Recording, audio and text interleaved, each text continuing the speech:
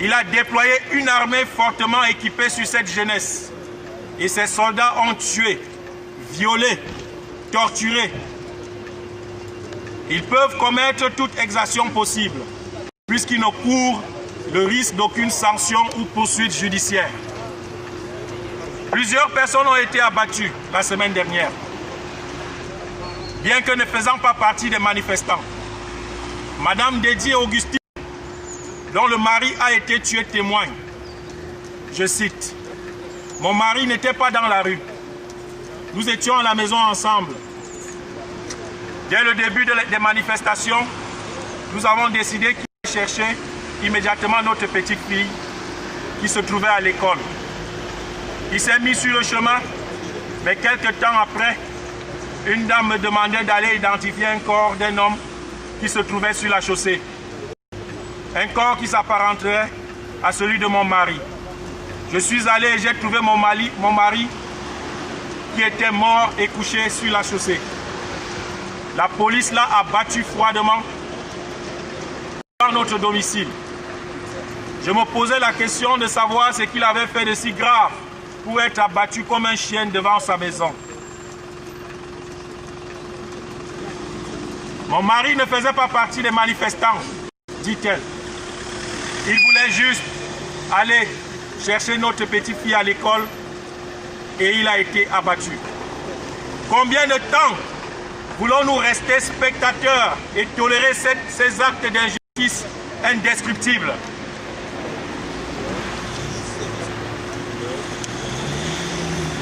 Combien de temps la communauté internationale veut-elle rester spectatrice de ces massacres?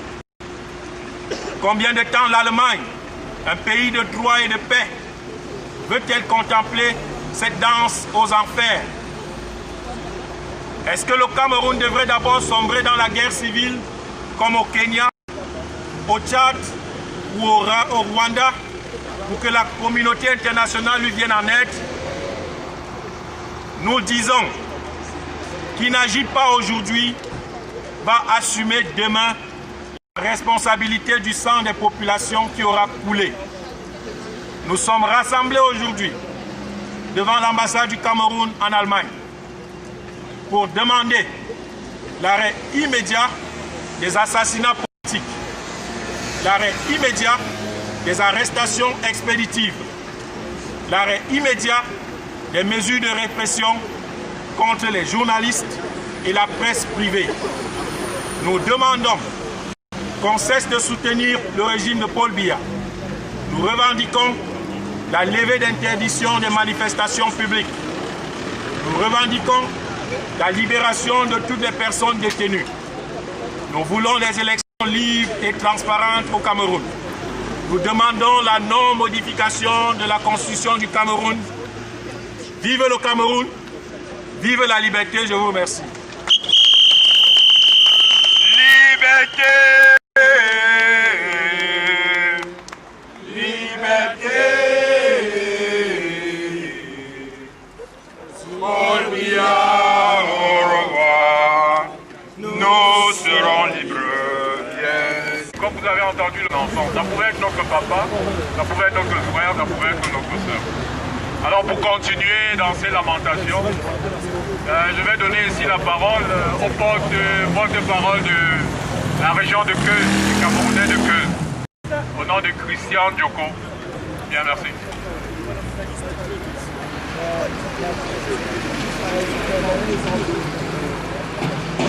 Mes sœurs et frères, je tiens à vous dire...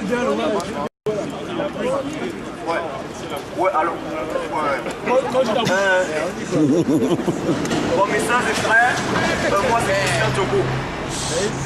Je tiens d'abord à vous dire que le Cameroun est fier de vous aujourd'hui.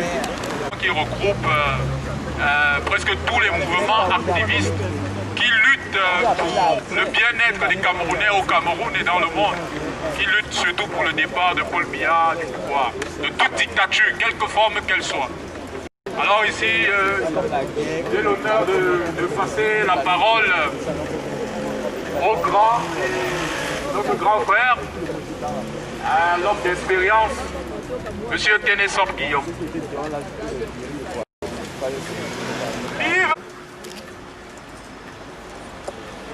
À la suite du président Jean-Robert Wanko, je voudrais me féliciter que nous soyons venus nombreux pour cette manifestation de protestation contre la barbarie sanguinaire, contre le sang de notre peuple qui coule dans les rigoles, qui coule dans les caniveaux, les corps qui pourrissent dans le vouri. Le seul crime de notre peuple, nos masses populaires, c'est d'avoir revendiqué plus de liberté, plus de démocratie, plus de justice. Ils sont descendus dans les rues de Douala, de Yaoundé, de Maroua, de Bafoussam, de Tian, de Bouddha, les mains nues, pour revendiquer la justice sociale, pour lui demander que les prix des produits de première nécessité soient baissés, afin que les Camerounais, on ne les a jamais vus depuis l'indépendance. Même lorsqu'il y avait la guerre à Bakassi, Paul Biya a caché les armes dans son palais pour attendre leur âge et les sortir contre son peuple. C'est-à-dire que Paul Biya aime plus le Nigeria que les Camerounais. Que Paul Biya aime plus l'étranger que les Camerounais. Ils sont les chars qui sont actuellement dans les rues de Yaoundé, de Douala, de Bafoussam pour massacrer son peuple. Et le bilan, il ne provient pas de nous, les opposants, mais des organisations indépendantes des droits de l'homme. Madeleine Afité de l'ACA littoral dit que le bilan provisoire dépasse la centaine de morts. Elle est modeste. L'ampleur, la centaine de morts, c'est à Penja. Dans les bananeraies de Penja, il y a eu seulement plus de 150 morts. Sur le pont du Vouri, il y a plus de 75 personnes qui sont tombées dans le fleuve. Parce qu'elles ont été prises dans l'étau. Vous connaissez le pont du Vouri? L'armée criminelle du dictateur a laissé les populations s'engager sur le pont.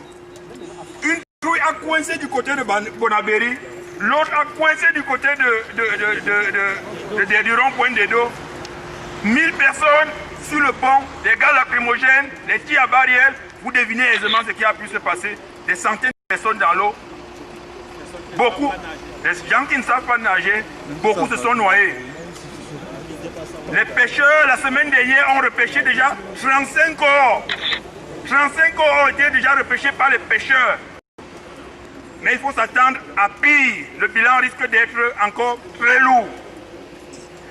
Chers compatriotes, est-ce que vous voulez continuer à accepter un régime qui tue les populations civiles? Non! Est-ce que vous voulez continuer à accepter un régime criminel qui assassine sa jeunesse? Non! Est-ce que vous voulez accepter un régime qui ferme les radios privées? Non!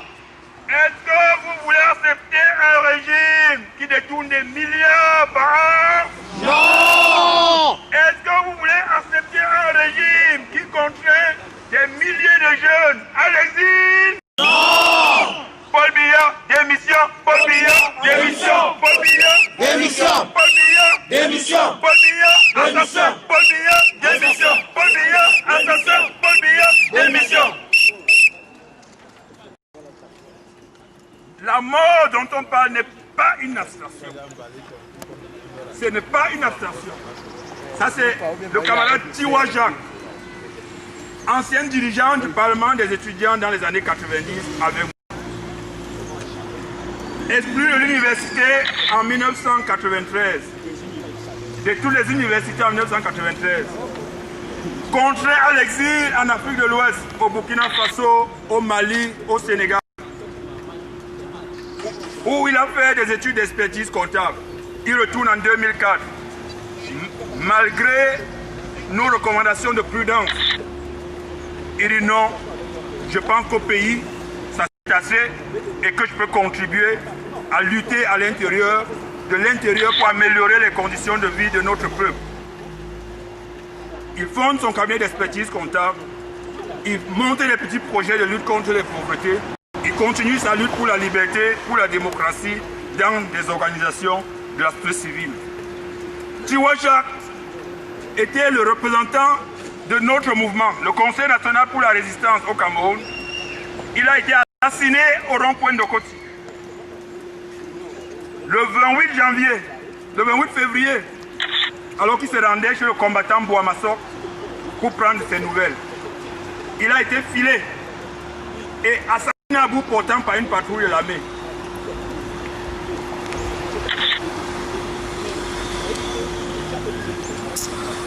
Est-ce que nous allons continuer